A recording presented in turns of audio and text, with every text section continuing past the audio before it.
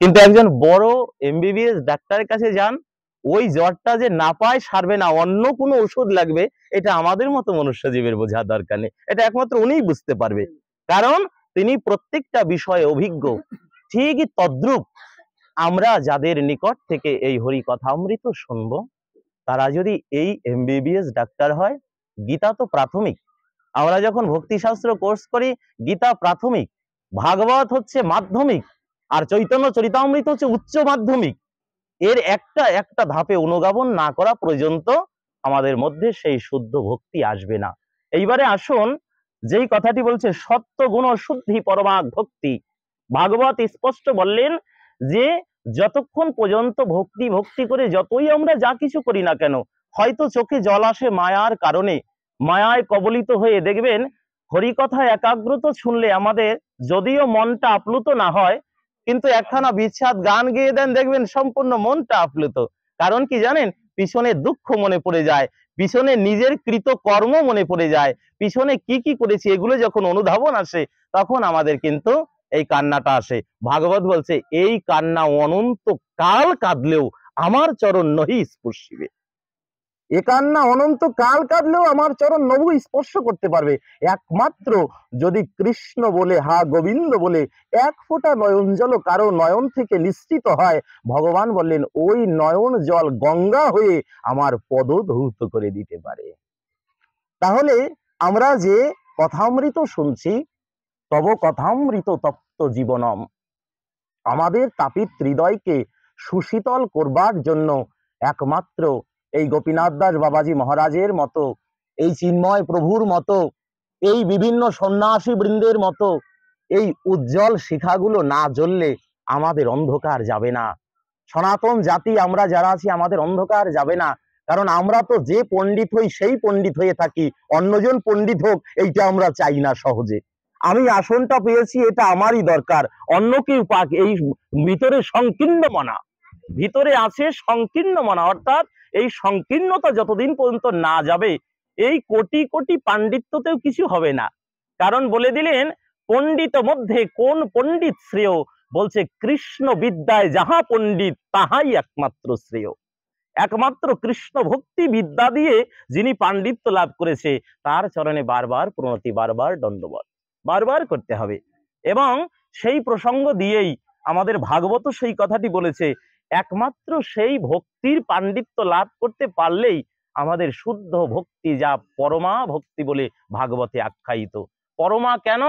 একটা আছে পরা, একটা আছে অপরা। এই পরম ভক্তিটা সমগ্র ভক্তির ঊর্ধ্বে। যেমন ভক্তির বিভিন্ন ক্লাসিফিকেশন আছে, আমরা বিভিন্ন বেদ নির্ধারিত ভাবে কখন ভগবানকে দিতে হয়, কখন করতে হয়, এটা বৈদিক ভক্তি। এরপরে যখন আপনার মনোনিবেশটা ভগবানের প্রতি একেবারে পূর্ণাঙ্গ ডুবে যাবে, যে আমার ভগবান ভিন্ন আমার কেউ নেই, আমি ভিন্ন ভগবানের কেউ নেই, এই যে মনের মধ্যে যে আকুলতা, দেখুন কতটা, এই আকুলতা থেকে আসে ব্যাকুলতা। আমাদের মুরারি মোহন দাস বাবাজি বলতেন যে প্রত্যেকটা ভক্তির দুটি কথা, আকুলতা আর ব্যাকুলতা।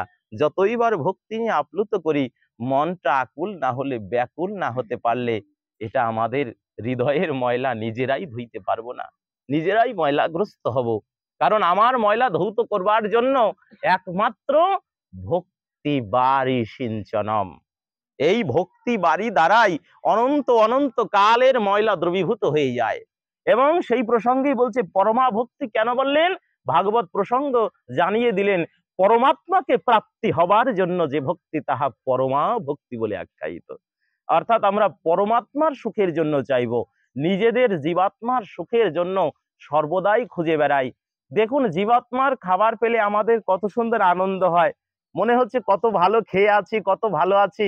অতএব গীতা কিন্তু স্পষ্ট বলে দিয়েছে, একেবারে গীতা এবং বেদ এ দুটোর মধ্যে কিন্তু অত্যন্ত যুক্তিযুক্ত, আর ভাগবত আর উপনিষদ এর মধ্যে অত্যন্ত সম্পর্ক, একটার সাথে একটা রিলেটেড। সেইখানে দাঁড়ালে পরে কিন্তু আমরা প্রত্যেকটা মনুষ্যজীবী জানতে পারবো আহার শুদ্ধ হয়তো শত শুদ্ধ। যেহেতু সাত্বিক গুণের কথা বলছি, যে সত্যস্য শুদ্ধিং পরমা ভক্তি, অতএব যতক্ষণ পর্যন্ত আমরা মনুষ্য জীব আমাদের লালসা পরিপূর্ণ করবার হেতু নিজের আহারটাকে একটু শুদ্ধ না করি, ততক্ষণ পর্যন্ত আমার ময়লা যাবে না। তো আমার ময়লা কিভাবে যাবে? কারণ আমরা এখনো পর্যন্ত তো হয়তো ভালো বা খারাপ কোনো একটা গুণের মধ্যে বর্তমান, আর ভগবান হচ্ছে গুণাতীত। আর সেই গুণাতীত ভগবানের কাছে যদি যেতে হয়, যেমন সূর্যের নিকটে সহজে যাওয়া যায় না, হয়তো তার নিকটগ্রস্ত কোনো গ্রহ বা উপগ্রহে যাওয়া সম্ভব, ঠিক তদ্রূপ যেহেতু সূর্যের সঙ্গে পাওয়া যায় না, তার পাশাপাশি যারা আছে তাদের সঙ্গ ধরতে হয়। ঠিক তদ্রূপ ভাগবত জানালেন ভগবান সূর্য, তার সুপ্রিম পাওয়ার, সরাসরি তাকে প্রাপ্তি হওয়া যায় না, একমাত্র গুরু বৈষ্ণব কৃপার মধ্য দিয়েই তার চরণ প্রাপ্তি হওয়া যায়। একমাত্র তার চরণ প্রাপ্তি হওয়া যায় এই গুরু বৈষ্ণব কৃপার মধ্য দিয়ে। এই জন্য আমাদের ভাগবতমে রাধা বিনোদ গোস্বামীপাদ একটি টিকা লিখেছিল, গুরু কৃষ্ণ বৈষ্ণব তিনেরও শরণ, তিনেরও কৃপায় হয় বিঘ্ন বিনাশন। অর্থাৎ আমাদের এই বাধা বিপত্তি যাওয়ার জন্য তিনজন, এক গুরু, দুই কৃষ্ণ, তৃতীয় ভগবান। গুরু কৃষ্ণ বৈষ্ণব, এই যে চতুর্বিধ ত্রিবিধ যে ভগবান আছে, এদের একত্রিত সমবেষ্টিত কৃপা ভিন্ন আমাদের হৃদয়ের এই তিন গুণ যাবে না। সাত্ত্বিক, রাজসিক, তামসিক, এগুলোকে বৈষ্ণব প্রসাদ, গুরুর উচ্ছিষ্ট প্রসাদ, আর গোবিন্দকে নিবেদন করা প্রসাদ, এটা বারবার যত খাবেন, যতবার খাবেন, ভিতরের ময়লা, বোতলের ময়লা দেখেন না এমনি যায় না, প্রসাদ দিতে দিতে, অর্থাৎ ওই সাপ দিয়ে যখন ধোয়া হয়, ভিতর থেকে আপনি ময়লা বের হয়ে আসে। যদি এই হরি কথা শুনে একজনও কেউ একটু আহার শুদ্ধ করে ভগবানকে নিবেদন করে আহার করে, ওটা খেতে খেতে খেতে খেতে এক সময় তার ভিতরে কৃষ্ণ প্রেম জন্ম নিয়ে যাবে। তখন তিনি হবে রজনীগন্ধা ফুল, আর সে যার সঙ্গ করবে, তার স্পর্শ করবে, যার পদধূলি নিবে, তার আসন মানে তার স্পর্শ মাত্রই তার হৃদয়েও ভক্তি হবে। কারণ এটা হচ্ছে একেবারে সম্পূর্ণভাবে একটু ছোঁয়াচে রোগের মতো। ভাগবত সেইখানেই বলে দিয়েছে, ভক্তিটা ছোঁয়াচে রোগের মতো। যদি এমন কোনো ভক্ত শুদ্ধ হয়, তার সঙ্গ করিতে করিতেই তোমার হৃদয়েও সেই ভক্তি জন্ম নিতে পারে। সেই প্রসঙ্গ থেকে আমাদের একটু জানা প্রয়োজন। ভগবান একদা শ্রীধাম বৃন্দাবনে যখন লীলা বিলাস করছে, এই অনন্ত কোটি ব্রহ্মাণ্ডের জীব জগৎকে জানানোর জন্য একদা ভগবান শ্রীরামকে উপলক্ষ করে বলছে, শ্রীরাম, আমার তো খুব ক্ষুধা পেয়েছে, একবার তুমি যাও, এই বড় অরণ্যের মধ্যে কত ফল আছে, ওই ফলের রসালো স্বাদ পেয়ে হয়তোবা আমার ক্ষুধা নিবৃত্তি হবে। আদতে ভগবানের ক্ষুধা পায় না, একটু অদ্ভুত কথা। পরমাত্মার ক্ষুধা তো তাতে একমাত্র প্রেম আর ভক্তিতে, এর ভিন্ন পরমাত্মা কিছুই খায় না। এছাড়া পরমাত্মার কোনো খোরাক নাই। এই জন্য দেখেন না, হরি নামই হচ্ছে পরমাত্মার খাবার। যে যতটা হরিনাম করে তার পরমাত্মা ততই সুগঠিত। এই জন্য পরমাত্মার শক্তি চাই, আত্মবিকশিত শক্তি চাই। এই যে মহাপুরুষরা এত বাধা বিঘ্নের মধ্যে দিয়ে যেই কথাগুলো তাদের মুখ দিয়ে বেরোচ্ছে, এটা পরমাত্মার শক্তি আছে বিধায়, এটা জাগতিক শক্তি নয়, এটা দৈহিক শক্তি নয়, তাদের মধ্য থেকে ভগবান শক্তি তাদেরকে এই কথাগুলো বলছে। কেন? এই সনাতন জাতি ধর্ম রক্ষার কারণে। এই সনাতন জাতি ধর্মটাকে একমাত্র রক্ষার জন্য। কারণ ভগবান বলছে, কখনো কখনো আমাকেও আসতে হয় না, আমি আমার ভক্তকে পাঠিয়ে দেই, সেই ভক্ত দ্বারাই সেই কার্যটা সম্পূর্ণ করি। তাহলে পরে আজকে বড় আনন্দ লাগে। আমরা যখন এই সারা বিভিন্ন জায়গায় ঘুরে বেড়াই, আজকে বড় আনন্দ। এক চিন্ময় প্রভুর কাছাকাছি এসে হাজারো চিন্ময় প্রভুর জন্ম হয়েছে। এক গোপীনাথ গোস্বামীর কথায় হাজারো গোপীনাথের জন্ম হয়েছে এই বাংলায়। কারণ এখন দু একটা সনাতনী জাগরণের কথা প্রত্যেকে বলতে পারি। এই খুঁটিগুলো যদি না থাকে, তার থেকে বড় উদ্যোগ নিতে হবে আমাদের এখানে দাঁড়িয়েই, যে আমরা যারা সনাতন ধর্মাবলম্বী আছি, অন্তত পক্ষে এই মশালগুলো হাত থেকে ছাড়া যাবে না। জানবেন, মশালটা যখন হস্তে থাকে, যখন ঊর্ধ্ব দিকে থাকে, ততক্ষণ মশাল জ্বলে। মশাল ফেলে দেবেন, মাটির স্পর্শ পাওয়া মাত্র মশাল আস্তে আস্তে নিভে যাবে। যারা দাঁড়িয়েছে এদের হাতগুলো আপনাদের ধরতে হবে। যারা সনাতন জাতি এসে এরা যখন সচেতনতার ডাক দেয়, এরা যখন সকলকে ঐক্যের ডাক দেয়, একতার ডাক দেয়, তখন আমরা যদি সকলে সম্মিলিতভাবে এদের হাতটা ধরতে পারি, এই আগুনের শিখায়, এই আলোতে সমস্ত জগৎ আলোকিত হয়ে যাবে। যেমন ভাবে আজকে সারা বিশ্ব এই বাংলাদেশ নিয়ে চিন্তা করে, সারা পৃথিবী এই বাংলাদেশের এই সনাতন জাতিকে নিয়ে চিন্তা করে। কেন বলুন তো? কারণ এইখানে সাধু সন্ত কিছু ছিল বিদায় এই কথাগুলো তারা সারা দেশে ছড়িয়ে দিয়েছে। আমাদের আত্মকথা, আমাদের দুঃখের কথা, আমাদের যন্ত্রণার কথা। এই জন্য একে হরি ভক্তের সঙ্গ, আর এক হচ্ছে হরি কথা মৃত শ্রবণ। এ দুটো বিষয় যদি আমাদের মধ্যে বাসা বেঁধে যায়, এ দুটো বিষয় যদি আমাদের মধ্যে একবার বাসা বাঁধতে পারে, সেইখানে দুটো পাখি থাকবে, একটা জ্ঞান, একটা বিবেক। এই দুটো পাখির মধ্য থেকে যে ছানা হবে, সব ছানাগুলোই কৃষ্ণ ভক্ত হতে পারবে। সেই প্রসঙ্গেই বলছে আজকে অরণ্যের মধ্যে যাও, গিয়ে হয়তো বা কোনো ফল নিয়ে আসো, আমার ক্ষুধা নিবৃত্তি করব। শ্রীধাম মনে মনে চিন্তা করছে, যে অগ্নি খেতে পারে, যে ভগবান দাবাগ্নি মোক্ষম লীলায় দেখবেন, যে অগ্নি খেতে পারে তার ক্ষুধা লাগে কিসে? তার তো ক্ষুধা কখনোই লাগতে পারে না। যে আগুন নিজে ভক্ষণ করেছে, যে মৃত্তিকা ভক্ষণ করেছে, মা যশোদা নিজে দেখেছে এবং বিশ্ব ব্রহ্মাণ্ডও সেখানে দেখেছে, তাহলে তোমার ক্ষুধা কিসে লাগে?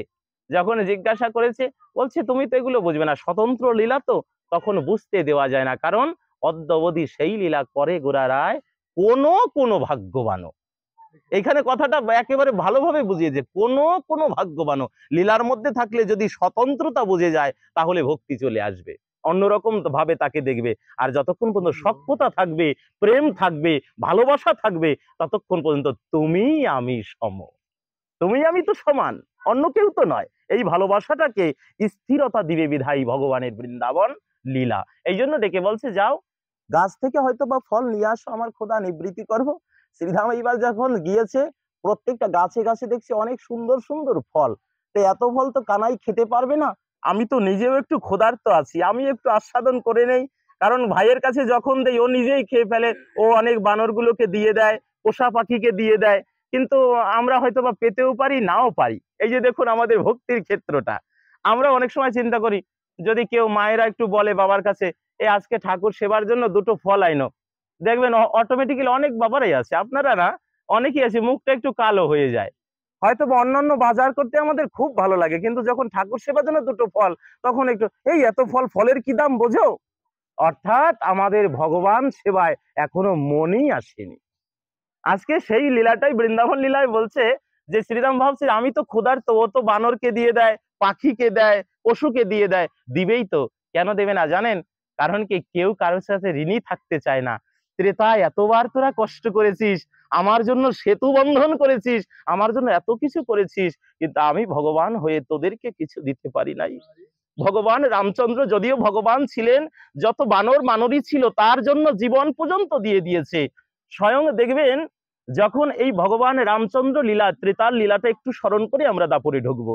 সেইখানে যখন উনি লীলাবিলাস করছিলেন, তখন জটায়ু নামে একটা পাখি ছিল। মা জানকীকে যখন নিয়ে যায়, জটায়ু দাঁড়িয়েছিল, মাকে কোথাও নিয়ে যাচ্ছ? আমার দেহে প্রাণ থাকতে নিতে দেব না। যখন কি করেছে, চন্দ্রহাস খড়গ দ্বারা প্রথমে দক্ষিণ জানু, পরবর্তীতে বাম জানু যখন ফেলে দেয়, তখন তিনি পাহাড়ের গুহায় পড়ে গিয়েছিল, কিন্তু মারা যায়নি। কতবার মৃত্যুর দেবতা এসেছে জটায়ুর কাছে, যতবার এসেছে ততবারই মৃত্যুর দেবতাকে বলেছে, ওরে মৃত্যুর দেবতা, আমি তোমার চরণে বারবার প্রণতি জানাই। নিয়তির কাছে দুটো চরণ জল দিয়ে তার চরণকে সিক্ত করে জটায়ু, একটা পাখি, তিনি বলেছিল, তোমার চরণে আমি বারবার প্রণতি জানাই, তোমার কাছে একটাই নিবেদন, জীবনে যদি কোনো সুকৃতি করে থাকি, আমার প্রভু রামচন্দ্র যতক্ষণ পর্যন্ত না আসবে, ওই রাম বদন না দেখে আমার দেহ থেকে প্রাণটা তুমি নিয়ে নিও না, আমার দেহ থেকে প্রাণ নিও না, যতক্ষণ না পর্যন্ত প্রভু রামচন্দ্র না আসে। একটা পাখি হয়ে এই মনোবৃত্তি ছিল, এই ভক্তিটুকু ছিল। পাখিটা জানেন ততদিন পর্যন্ত বেঁচে ছিল যতদিন পর্যন্ত প্রভু রামচন্দ্র না এসেছিল, এবং প্রভু রামচন্দ্রের হস্তেই তার শেষ লীলা ত্যাগ করে। এই কারণে এবং ভ্রাতা লক্ষণকে সহিত ওই জটায়ু পাখি সৎকার করেছিল ভগবান রামচন্দ্র নিজে। এবং যখন সৎকার করেছিল, বলে দিয়েছিল, আগত লীলা, পরবর্তী যখন লীলা হবে, প্রত্যেকে আমার আপন আপন পার্ষদ হয়ে থাকবে, তোমাদের আর পশু হতে হবে না। কারণ পশু কারা? পশুরাও তো আমাদেরকে হাত দিয়ে বলে, আরে তোমরাও তো পশু, যার মুখে ভাই কৃষ্ণ নাম নাই, তিনি কভু মনুষ্য নয়, কৃষ্ণ কৃষ্ণ বলিতে পশু মানব হয়, তাহারও প্রমাণ ভাগবতে গায়, তার প্রমাণও ভাগবতে রয়। এই জন্য একবার দেবে, বেশিবার দিয়ে সময়টা দিয়ে করুন, এমনিতেই সময় কম। মায়েরা একবার করে দেবে।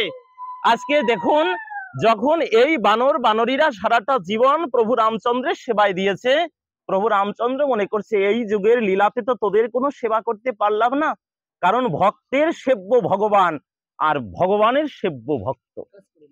বিশেষভাবে জানতে হবে, ভক্তের সেব্য হচ্ছে ভগবান আর ভগবানের সেব্য হচ্ছে ভক্ত। কত সুন্দরভাবে একটার সাথে একটা জড়িত। অতএব যেমন আমরা ভগবানকে পেতে চাই, ভগবানও আমাদের মধ্যে যে জন প্রিয়জন হয়েছে ওই প্রিয়জনকে পেতে চায়। তিনি তো প্রিয়তম, ভগবান প্রিয়তম, চায় প্রিয়জনকে পেতে।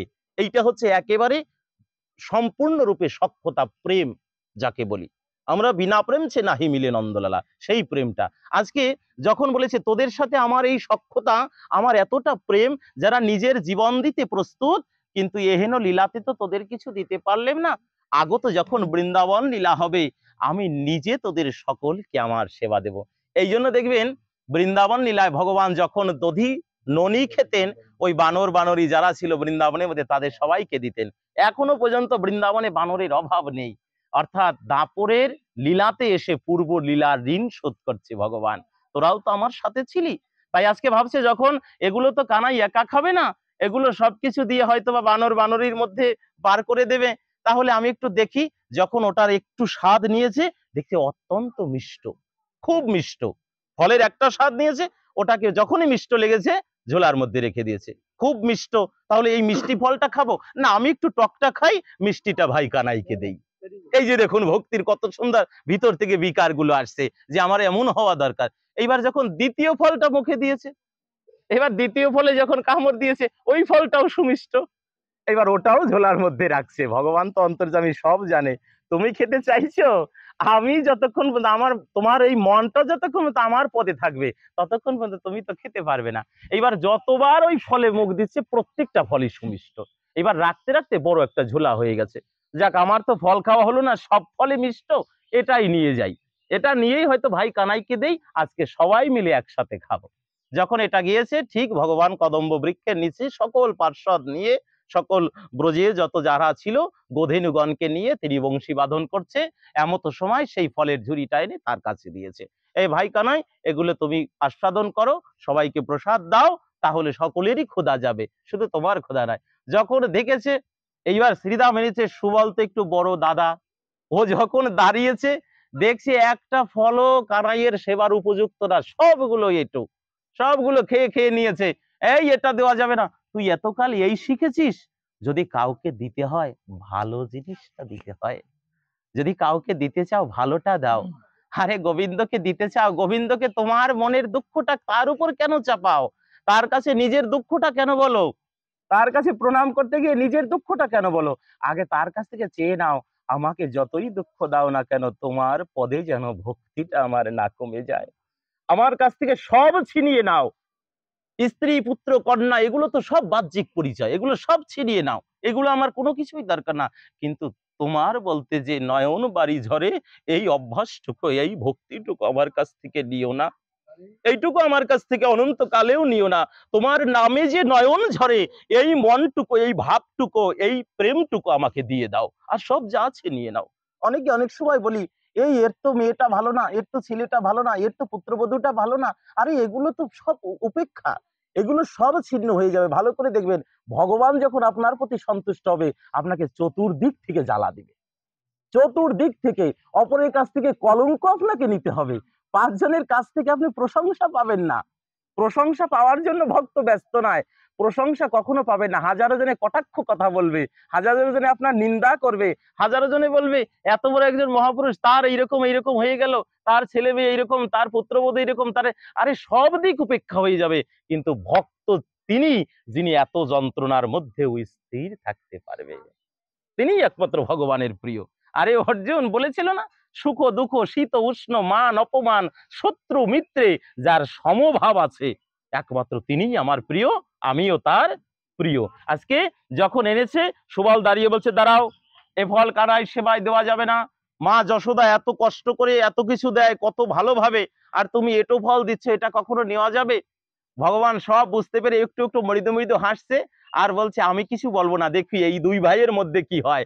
যখন দুই ভাইয়ের দ্বন্দ্ব বেজে গেছে, অমনি শ্রীরাম দাঁড়িয়ে বলছে দাদা আমি তো জানি না যে খেলে পরে এটো হয়, এটা আমার জানা ছিল না। বৃন্দাবনে যদি কিছু খাই ওটা এটো হয়ে যায়, এটা আমার জানা ছিল না। কিন্তু আমার কোনটা মনে আছে জানিস? গতকাল যে পূর্ব লীলায় আমরা যখন এসেছিলাম ভাইয়ের সাথে, যখন বনের মধ্যে অগ্নিকাণ্ড ঘটে গিয়েছিল, চতুর্দিকে অগ্নি প্রজ্বলিত হয়েছিল, সেদিন ভাই কানাই কি করেছিল? ওই অগ্নি নিজে আহার করে আমাদেরকে সবার প্রাণ বাঁচিয়েছিল। তাই যে মুখে অগ্নি পর্যন্ত নির্বাপিত হয়ে যেতে পারে, আজকে তার সেবার জন্য মনোবৃত্তি করে এনেছি। এটো যে খেলে হয় এটা তো আমি জানি না, তবে আমি একটা জানি, যদি ওই দিন কানাই না থাকতো তাহলে আমরা ব্রজবাসী কেউ রক্ষা পেতাম না। যদি ওদিন কানাই না থাকতো তাহলে বৃন্দাবন পুড়েই যেত, দাবাগ্নিতে সমগ্র কিছু পুড়ে যেত, আমরা কেউ রক্ষা পেতাম না। ভাই কানাই ছিল বিধায় এখনো পর্যন্ত আমরা প্রাণে বেঁচে আছি। ও দাদা, যদি আমার মতো শ্রীদাম মরে যায় তাতে দুঃখ নাই, শ্রীদাম গেলে হাজার শ্রীদাম পাওয়া যাবে, কিন্তু এক ভাই কানাইকে হারালে অনন্তকাল বৃন্দাবন অন্ধকার।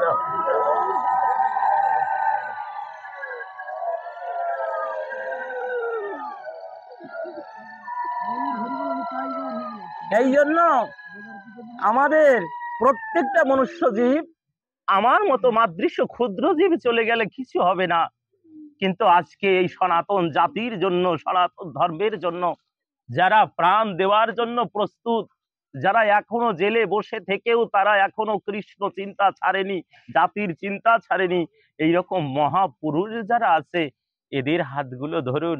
এরা থাকলে আমরা একদিন আবার জাগতে পারবো, আমাদের আবার ভক্তি আসবে, আবার আমরা কৃষ্ণ কথা শুনে আমাদের মন পরিপূর্ণ হবে। তাই এই জন্য ভাগবত লীলাটি বলছে, সেই পরমা ভক্তি চাই, সেই প্রেমটুকু চাই, সেই শুদ্ধতাটুকু চাই।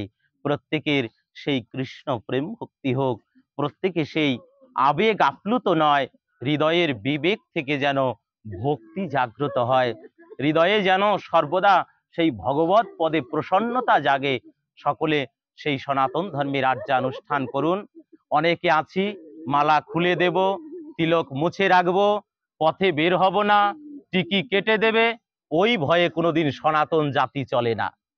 যারা এই পথে এসেছে, যারা কণ্ঠে মালা নিয়েছে, নিত্য প্রসাদ পায়, যাদের শিখা আছে, যারা জীবনের কোনো মায়া না করে এই ধর্মের প্রতি যারা আত্মনিয়োগ করেছে, যেদিন থেকে তারা গোবিন্দ চরণে আত্মসমর্পিত চিত্ত করেছে, সেই দিন থেকেই তারা মৃত, তাদের নতুন করে মারা যেতে হয় না।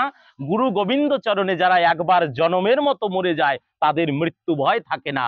এই জন্য সনাতনী জাতি যারা আছি কেউ পিছু পা হব না, বাজারে চলি, ঘাটে চলি, মাঠে চলি, জাতির পোশাক, ধুতি, মালা, তিলক, শিখা এগুলো আমরা পরিহার করব না। এতে যদি প্রাণ যায় তাতেও প্রস্তুত, কারণ একটা কথা ভাগবতে স্পষ্ট বলে দেওয়া হয়েছে, ভক্ত সর্বদা মৃত্যুর জন্য আগ্রহী, কারণ আমার যদি মৃত্যু হয় যেন এগুলো নিয়েই আমার মৃত্যু হয়। এই মনোবৃত্তি থাকুক, প্রত্যেকের হৃদয়ের মধ্যে শুদ্ধ ভক্তি জন্ম নেক, সকলে সেই সনাতন শিক্ষায় শিক্ষিত হন। যারা এই জাতির আগ্রহের জন্য যারা ব্যস্ত তাদের পাশে দাঁড়ান এবং